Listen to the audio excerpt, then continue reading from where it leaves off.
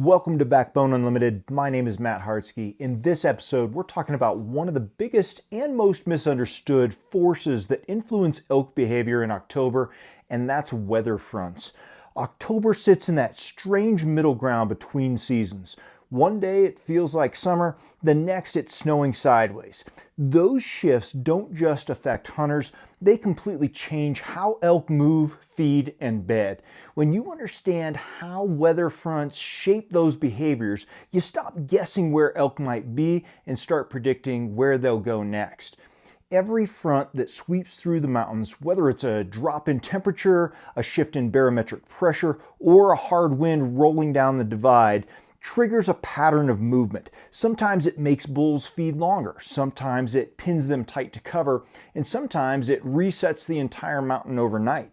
The best hunters don't fear that unpredictability, they read it. They know when to push, when to wait, and when to be sitting in position before the front ever hits. In this episode, we're breaking down exactly how those weather fronts move elk during October. You're going to learn what happens before, during, and after a storm system rolls through, and how to time your hunts to line up with those behavioral shifts. Because if you can read the sky as well as you read the sign, you're never going to wonder where the elk went. You'll already be there. October is the most dynamic weather month of the fall. Early in the season, warm days linger and bulls are still scattered from the rut. By mid-month, cold nights and sudden fronts start forcing both elk and hunters to adjust daily. One ridge can hold sunburnt grass while the next has frost or even dusting of snow. Those constant swings in temperature, wind, and moisture don't just affect comfort, they directly dictate how elk move and where they hold up. Unlike the consistent patterns of September's rut or November's cold weather routine, October is about adaptation. Elk are in recovery mode, but they're also responding to instability. When a front is coming, their instincts tell them to eat hard. They feel that pressure drop the same way we do before a storm, and it triggers urgency. They feed longer, they move further, and often expose themselves in open just before the system hits. But once it does, everything changes. To really grasp how weather fronts influence elk, think of it like a biological warning system. A drop in barometric pressure signals incoming weather, and elk react instinctively to that change. They know feed will soon be harder to access, thermals are going to shift, and visibility is going to drop. So before that storm arrives, they go into overdrive, filling up on calories and moving toward areas that offer both shelter and food. For a hunter, that's the window you wait for all season. But October fronts aren't all equal, right? A mild drizzle might only tweak their pattern, while a strong cold front with wind and snow can reset the entire mountain. A front that dumps snow up high can push bulls 1,000 feet down in elevation overnight, funneling them into transition zones that were empty the week before. If you're not paying attention to those shifts, you're going to swear the elk disappeared, when in reality, they just, dropped to more protected slopes and thicker timber with easier forage. Wind plays a massive role here too. Before a storm, you'll often see consistent directional wind paired with a sharp pressure drop. That combination wakes elk up. They start moving early, feeding across benches and open faces. But as the storm builds and gusts pick up, elk pull into leeward pockets. Slopes or drainage is protected from the wind's bite. The difference between finding elk and walking empty country often comes down to which side of the mountain you choose. Temperature swings are another major influence. A 10-degree drop might not mean much to you, but to an elk recovering from the rut, it's a cue. They'll start moving earlier in the evening and stay active longer in the morning. On the flip side, warm spells after an early snow can scatter them again, pushing bulls back toward mid-elevation zones where feed greens back up. The bottom line is this: October weather is never static. It's a moving target, and the elk respond to those changes faster than most hunters realize. If you're still hunting your September plan when the first real front hits, you're hunting ghosts. But if you learn to read the clouds, feel the pressure drop, and anticipate what that means for the land, you're going to stay one step ahead. Understanding the instability of October isn't about memorizing forecasts. It's about recognizing how the mountains communicate the change. The light shifts, the air smells different, thermals flatten, wind direction changes, and suddenly the animals act different. When you start noticing those subtleties, weather stops being a frustration and becomes your biggest ally. Every serious October elk hunter eventually learns to love the forecast, not because it tells them whether to bring a rain jacket, but because it tells them when the mountains are about to wake up. The window before a weather front hits is one of the most predictable and most productive times of the entire post-rut season. When the barometric pressure drops and the air gets heavy, elk feel it immediately. They don't understand fronts the way we do, but they know instinctively that change is coming. Feed will be harder to reach, winds will shift, snow or rain might settle in for days. So before that happens, they stock up. If you pay attention, you can see the pattern coming hours ahead. The light turns flat and gray. The air temperature dips fast. Wind that's been steady suddenly starts swirling. You can literally feel the mountain tighten up. And if you're in the right spot, you'll watch elk start to move earlier than usual. During that window, usually anywhere from 4 to 12 hours before a front hits, bulls that have been bedded deep all day will rise early to feed. Cows and calves feed out longer into mid-morning. Even in pressured areas, elk that have been nocturnal suddenly start showing up on open benches and meadows before dark. They're driven by survival instinct, not comfort, and that instinct is your opportunity. If you want to capitalize on this phase, timing is everything. Get into position before the weather breaks. Don't hike in once the rain starts, you're going to miss it, right? Watch the hourly forecast instead of just the daily summary. When you see barometric pressure starting to drop and the wind picking up, that's your green light to be in your glassing spot or on your travel ridge. I've watched this pattern play out hundreds of times. In the high country, a coming snow squall can trigger an evening of intense feeding activity. Bulls that were ghosts for days suddenly appear on open faces, vacuuming up grass before the storm buries it.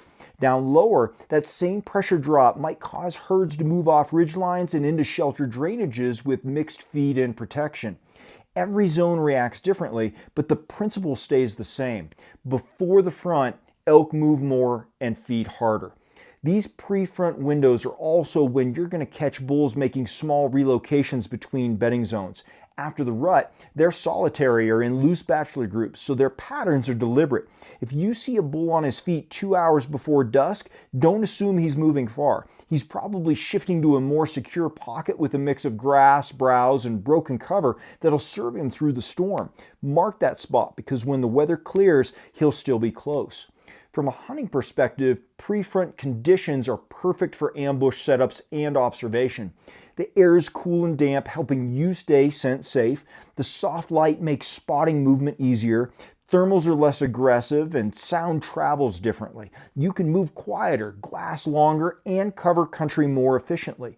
The mistake a lot of hunters make is waiting until the storm starts to hunt aggressively. But by then, the mountain is already shutting down. The best action almost always happens just before the front hits. Once the first drops of rain or flakes of snow start falling, elk like to disappear into their shelters and sometimes don't reappear until it stabilizes again. So if you're seeing gray clouds stacking and pressure dropping, don't call it a day, call it a cue. Be where the elk want to be before they get there. Position yourself near high-quality feed with nearby escape cover, preferably on the downwind side of a ridge or the upper edge of a drainage.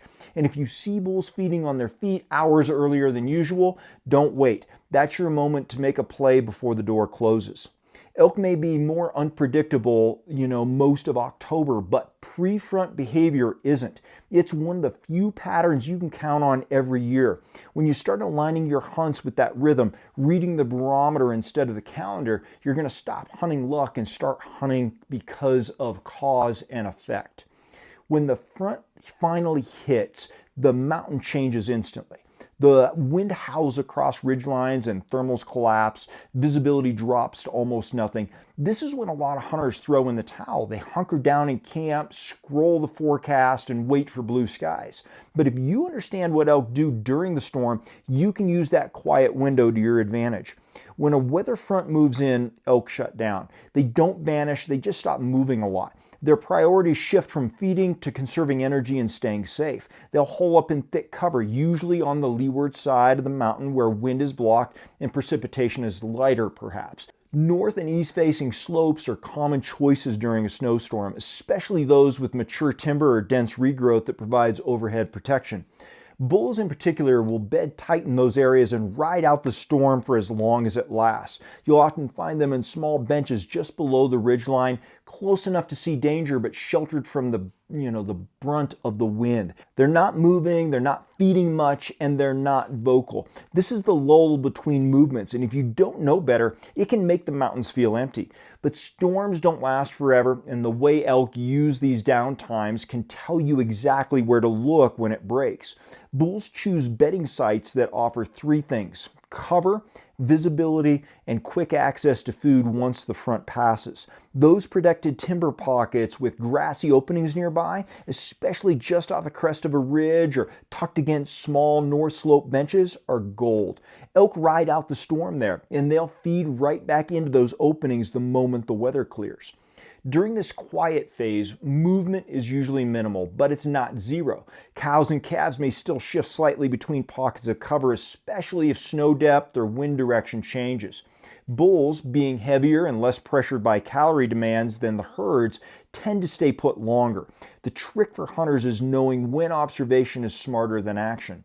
If you can't see or move without blowing your scent into every drainage, sometimes it's better to wait it out strategically. Use this time to reset, study maps, and plan where those shelter leeward zones are. When the weather breaks, you'll already know where to glass first, and those are often the exact places where bulls will stand up to feed. That said, there are ways to hunt productively during a front if you're disciplined. When the storm is still young and visibility isn't completely gone, still hunting through protected timber pockets can be very effective. You've got to move slow though. Glass every gap, listen for branches snapping or the muffled thud of hooves in snow. Elk rely heavily on hearing during these low visibility times. So if you're patient and quiet, you can sometimes catch bulls unaware in close quarters. The main challenge here is scent, though. Turbulent wind makes it nearly impossible to keep your direction consistent. That's why you want to focus on side hills and drainages that are shielded from the dominant wind. Try to use the topography as your windbreak. Move along contour lines rather than just up and down. Check the wind constantly. Another advantage of hunting during a storm is fresh sign. Even in poor visibility, falling snow reveals movement instantly. If you're glassing from timber edges, you can spot fresh tracks cutting across open faces or benches, giving you a clear indicator of where the herd is staging. It's not glamorous hunting, it's methodical, quiet, and cold. But it's how seasoned hunters often turn storms into opportunity. The key here is mindset. Don't think of storms as obstacles. Think of them as filters, right? Bad weather clears the mountains of casual hunters, making it easier for you to move undisturbed. Every animal you bump during a storm is likely to settle within a few hundred yards and stay put. The pressure from you and anyone else means less when the wind's screaming and visibility's cut in half.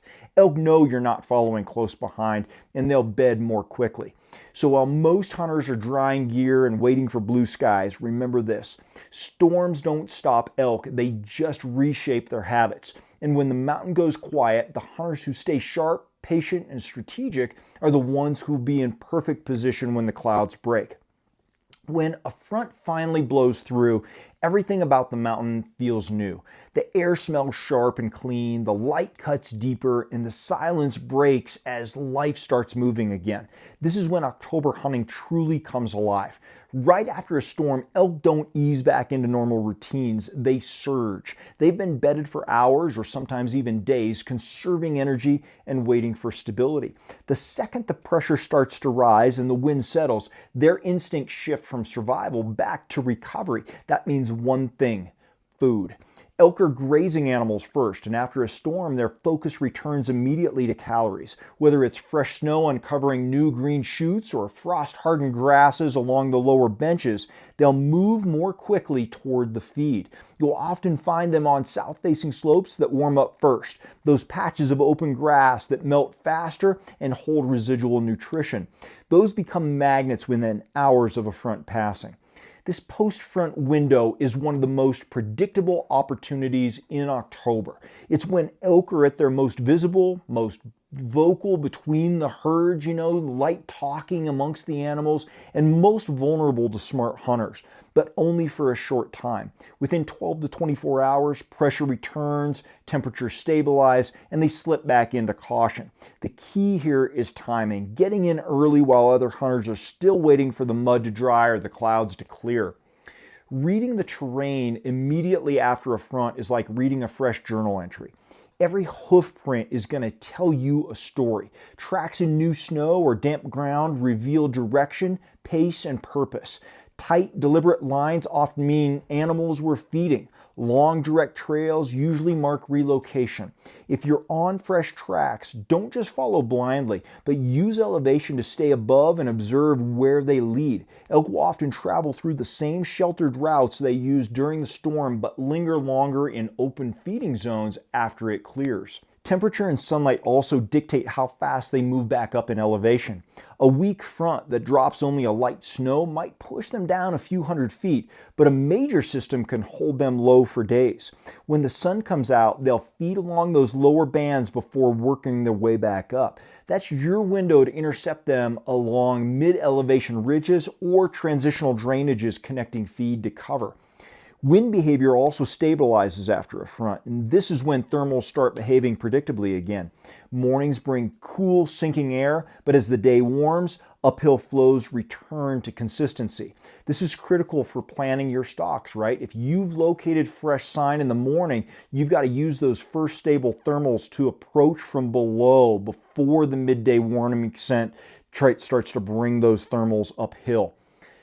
One of the best tactics after a storm is to glass from vantage points that overlook the transition zones between open feed and timber. Elk crave sunlight after being locked down in dark timber. Bulls especially will stand broadside to soak up warmth before bedding again. Sometimes you'll spot them feeding on fresh snow edges, pawing through grass, or simply walking to reestablish their space, right? This brief window of movement is often the easiest time to locate mature bulls all month long. Another pattern worth paying attention to after a storm is herd reformation. October storms can fragment groups, but once the skies clear, cows and calves tend to regroup quickly in the same basins or ridges they used before. Bulls, on the other hand, often reestablish solitude, but stay within a few hundred yards of the same herds. That creates a predictable loop, right? Herds in the open mornings and evenings, bulls nearby on shaded benches or adjacent ridge lines during midday. The mistake a lot of hunters make after a storm is moving too much too soon.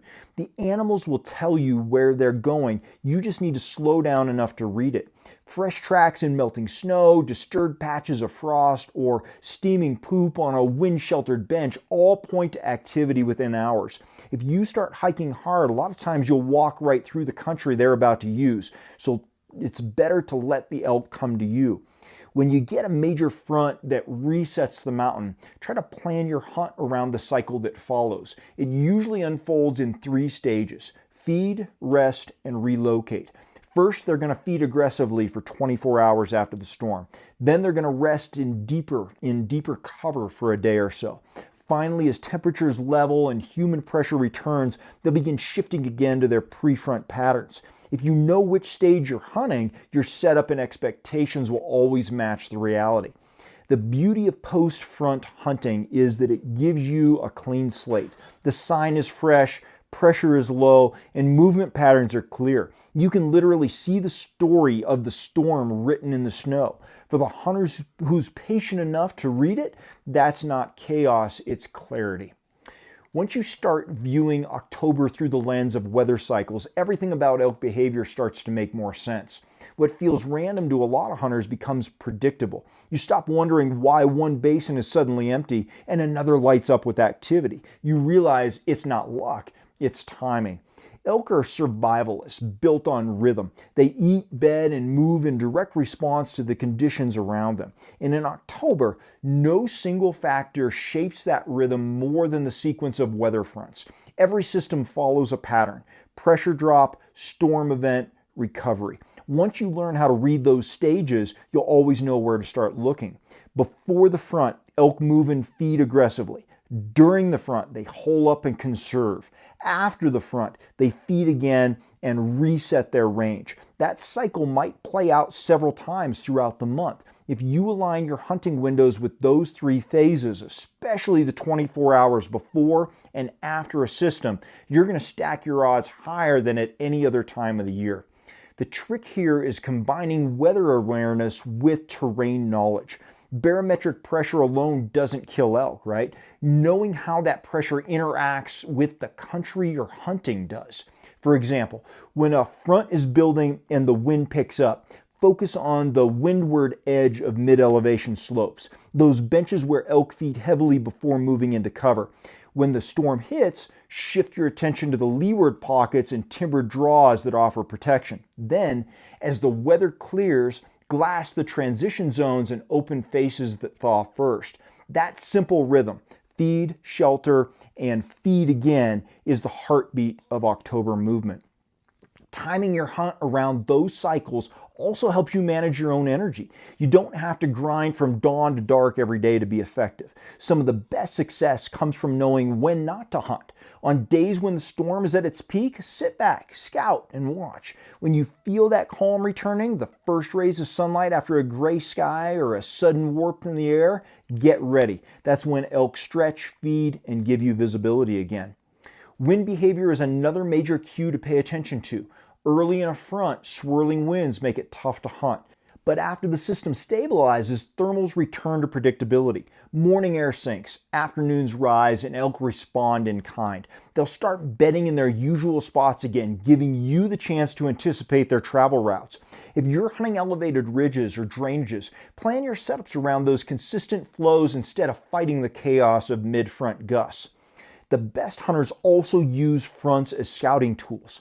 A light snow reveals movement patterns in perfect clarity. You can see where herds are crossing saddles, which ridgelines are active, and what elevation the bulls are favoring. Even if you don't tag out immediately, that information becomes gold for the next hunt or even next year.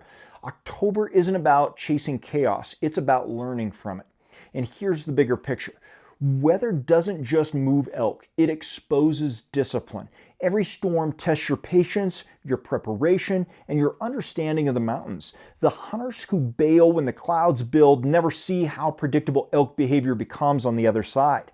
The ones who stay sharp, read the signs, and move with the rhythm of the mountain, those are the hunters who consistently find success while everyone else is drying gear back at camp.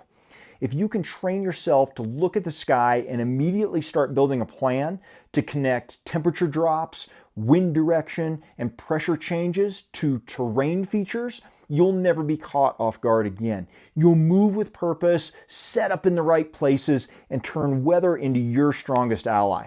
So the next time you feel that front rolling in and see clouds stacking over the peaks, don't think bad weather. Think opportunity window, because for those who understand how elk move in October, that front isn't the end of the hunt. It's the beginning of the best 48 hours of your season.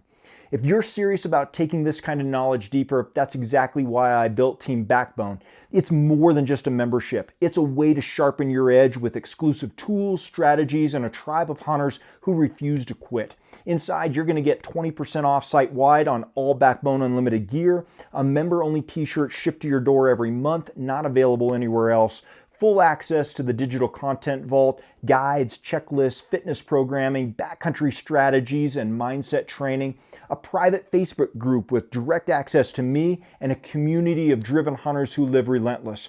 Direct call, text, and email access to me for personalized advice on training, hunting strategy, or just sharpening your edge, and automatic entry into monthly gear giveaways. This is built for the guys who train for the hunt, push themselves in the off season, and want to be part of a tribe that makes them better. If you're ready for that kind of inner circle, then Team Backbone is waiting for you at backboneunlimited.com underneath our membership tab.